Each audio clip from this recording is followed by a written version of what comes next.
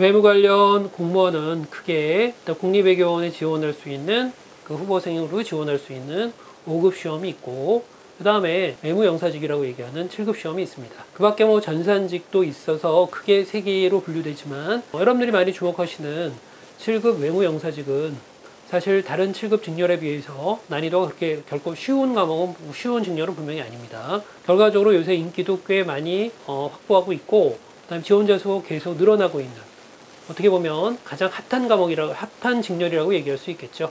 외무영사직은 국제화 시대에 일단 돌입하고 있는 대한민국의 입장으로서는 소명의식과 더불어서 어떤 역할에 대한 전문성, 이런 것들이 확보될 수 있는 그런 시험이라고 얘기할 수 있습니다. 외무영사직의 역할은 다양하게 얘기할 수 있겠지만, 국립외교원의 그 후보생으로 일단 5급 시험을 통과한 외교관 후보생들과는 달리 외교관이라는 천병적 역할을 하는 건 동일하지만, 특히 7급 영사직의 그 근무는 영사라고 하는, 즉 재외 한국인들을 위해서, 대한민국 국민들을 위해서 봉사할 수 있는 직접적인 직무와 연결되어 있는 성격입니다. 대표적으로 주민등록에 관련된 업무라든지, 그 다음에 출생과 혼인 또는 뭐 기타 상속에 관련된 문제라든지, 우리 국민들이 재외, 외국에서 일단 근무하거나 생활하면서 직접적으로 맞닿을 수 있는 생활적인 면에 직접적으로 어떻게 국가가 도와줄 수 있는지, 그거에 관련된 역할을 주된 업무로 할 수 있다고 얘기할 수 있습니다.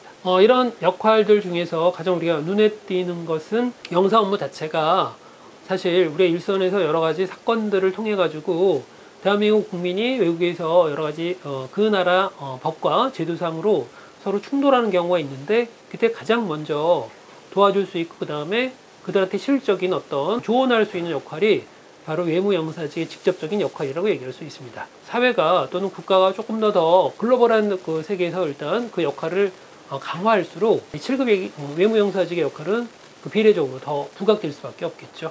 외무영사직의 시험은 크게 보통 공통과목 6개의 과목과 그 다음에 선택과목 1과목으로 토탈 7개의 과목으로 구성되어 있습니다. 다른 7급 직렬 시험과는 크게 뭐 차이는 없는데, 일반적으로 공통과목이라고 얘기할 수 있는 게 국어, 그 다음에 영어, 한국사, 그 다음에 추가로 헌법이 이렇게 4과목이 형성되어 있고, 그 다음에 전공 과목으로 보통 배치되어 있는 게 국제법과 국제정치학입니다. 거기다가 선택 과목은 아무래도 7급 외무영사직의 특유성이라고 얘기할 수 있겠죠.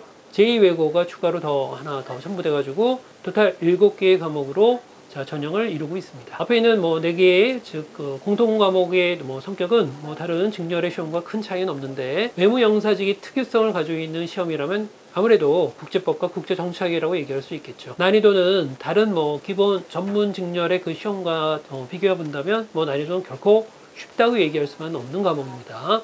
대표적으로 국제정치학 같은 경우에는 외교사와 그 다음에 군축 등등의 우리가 정치이론 이외에도 좀 부가적인 다른 부분까지 포함해가지고 볼륨이 좀 넓어지는 어떤 경향이 있고, 국제법으로서는 국제경제법이 추가가 되기 때문에 사실 분량은 그렇게 예사롭지 않은, 만만치 않은 양이라고 얘기할 수 있겠죠. 그럼에도 불구하고 국립외교원 시험도 동일하게 국제법과 국제정책이 들어가는데, 그 정도의 난이도와 서술형의 구조를 차별화시키기 때문에 그 정도의 난이도는 분명히 아닙니다만은, 그럼에도 불구하고 기본적인 공부 소양과 그 다음에 어느 정도의 시간적 투여가 필요한 과목이라고 얘기할 수 있습니다. 기타 선택 과목은 아시겠지만 일반적인 제2외국어가 선택 과목으로 취해지니까 토탈 7과목으로 시험 구성이 되어 있습니다. 과목당 일반 다른 7급 직렬과 동일하게 과목당 20문항에 20분이 주어지기 때문에 토탈 각 과목당 20개의 문제라면 140개의 문제를 소화하셔야 되고, 시간도 역시 140분입니다. 긴 시간은 분명히 아니기 때문에 효율적으로 시간 관리나 전형에 일단 그 임박해서는 시험 풀 때 그 시간 관리는 상당히 중요하다고 얘기할 수 있겠죠.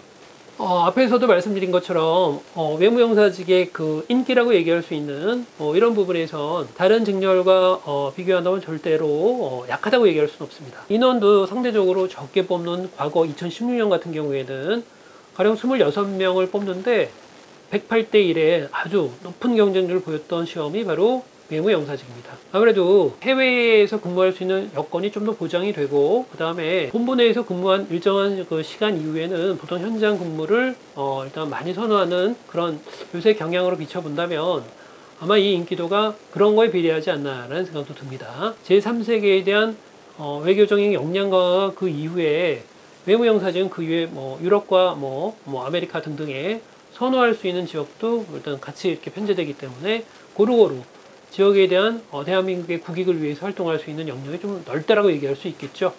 어쨌건 외무영사직은 방금 말씀드린 것처럼 2016년에 108대 1의 높은 경쟁률을 보였지만 외무부의 그 영사직에 대한 역량 강화로 인해서 인원이 즉 정원이 계속 늘어나서 2017년 같은 경우에는 4명이 늘어나서 30명의 일단 정원을 보이고 있고, 근데 지원자는 조금 상대적으로 일단 경쟁률은 약간 낮아졌습니다. 84대 1 정도의 경쟁률을 보였는데, 이게 2018년에 와서는 정원 자체가 7명으로 일단 많이 뛰었습니다. 그래서 토탈 정원 자체가 37명까지 늘어나는 등 외무 영사직에 대한 정원은 다른 직렬보다 훨씬 더 일단 빠른 속도로 일단 증가하고 있다라고 볼 수 있고, 이거는 그만큼 그 직무에 대한 어떤 일단 여러 가지 필요성이나 아니면 국가에 의해서 일단 디자인되는 그 여러 가지 일단 그 관련성이 아마 보장이 돼 있거나 아니면 확보되지 않았나. 아마 당분간은 이 외무영사직에 대한 정원은 이런 식으로 증가 추세를 계속 보이지 않을까라고 추론하고 있습니다. 거기다가 경쟁률의 또 하나의 변수가 영어 과목이 일단 다른 자격 시험으로 대체된 바람에 아무래도 그동안의 그 영어라고 하는 그 부담감, 특히 7급 영어는 뭐 상대적으로 난이도도 높고, 특히 외무영사직이 지원하는 그 분들의 그 영어 실력은 나름대로 상대적으로 높기 때문에 당연히 그 일단 영어 시험이 자격 시험으로 대체됨에 따라서 아마 7급 영사직의 대지각 변동이 일어나지 않을까라는 예상도 듭니다. 어쨌건 합격점의 난이도는 뭐 통상적으로 80점대 중후반을 보통 맞아야지 어느 정도 일단 시험에 대한 어떤 근접성, 합격에 대한 근접성이 나오지 않을까라고 봅니다. 일반적으로 85점 이상은 평균적으로 마킹을 해야지, 그 정도 일단 점수를 획득해야지 어느 정도 합격권에 도달할 수 있지 않을까라고 보는 건데, 영어 시험이 일단 빠진 그 이후에 일단 변수도 좀 감안해 본다면 최소한 그 점수, 아까 말씀드린 80점대 중후반 이상은 확보해야만 아마 합격에 큰 지장이 없지 않을까라고 예상하고 있습니다. 제가 담당하고 있는 외무영사직의 그 국제법 파트는 사실 7개의 과목에서 절대로 난이도가 약한 과목이라고 얘기할 수 없죠. 쉽게 말씀드리면 어떻게 보면 국제법 자체가 외무영사직의 가장 높은 난이도를 보이는 과목이 아닐까라고 봅니다. 그런데 흐름으로 본다면 국제정치학, 국제법, 헌법이 같은 세트로 흐름의 과목으로 일단 여러분들이 같이 묶어서 공부하시는 게 효율적일 수 있겠죠. 비록 헌법과 국제법은 영역도 다르고 그 다음에 그 접근 방법도 다르지만 리걸 마인드가 일단 어느 정도 필요한 과목이기 때문에, 만약에 국제법과 국제정책 이외에 다른 전공을 일단 공부하신 분이 이 7급 경사직에 도전한다면 일단 두 과목, 즉 헌법과 국제법에 대한 리걸 마인드를 어떻게 갖추느냐, 인내를 가지고 일단 처음에 조금 느린 속도를 감수할 수 있는 인내심이 좀 필요한 과목이 아닐까라고 생각을 합니다. 어쨌건 초반에 리걸 마인드가 갖춰지는 순간 이후부터는 어느 정도 탄력을 일단 받고, 그 다음에 국제법에 전통적으로 가장 출제가 많이 되는 해양법이나 조약법 파트에 대한 부분이 난이도도 상대적으로 높고, 그 다음에 디테일한데 그런 부분에 대해서는 심화적인 과정을 통해 가지고 접근하는 게 단계적으로 일단 맞지 않을까라고 생각이 듭니다. 결과적으로 국제법은 어느 정도 시간이 소요되는 과목이지만 기본기를 먼저 익힌다면 그 이후의 과정은 그렇게 후반부로 가서는 오히려 다른 과목보다 접근하고 완성하는 관계가 그 단계가 상대적으로 조금 절약되는 과목이 아닌가라는 생각이 듭니다. 처음에는 기초 개념부터 일단 논리적인 법논리에 대한 접근이 먼저 이루어지고, 그 이후에 순차적으로 판례나 기타 보강적인 부분을 통해서 볼륨을 넓히는 식의 공부가 다른 과목과 더불어서 거의 비슷한 양태를 띠고 있는 과목이라고 얘기할 수 있습니다. 판례나 기타 다양한 여러 가지 이론을 강화할 수 있는 사이드적인 면에서 좀 분강한다면 국제법은 뭐 이렇게 난공불락의 어려운 과목이라고 얘기할 수는 없겠죠. 어쨌건 수험생 여러분들이 어느 정도 인내를 가지고 초반에 약간의 고비만 넘기면 그 이후로는 뭐 순탄한 과목이라고 얘기할 수 있습니다.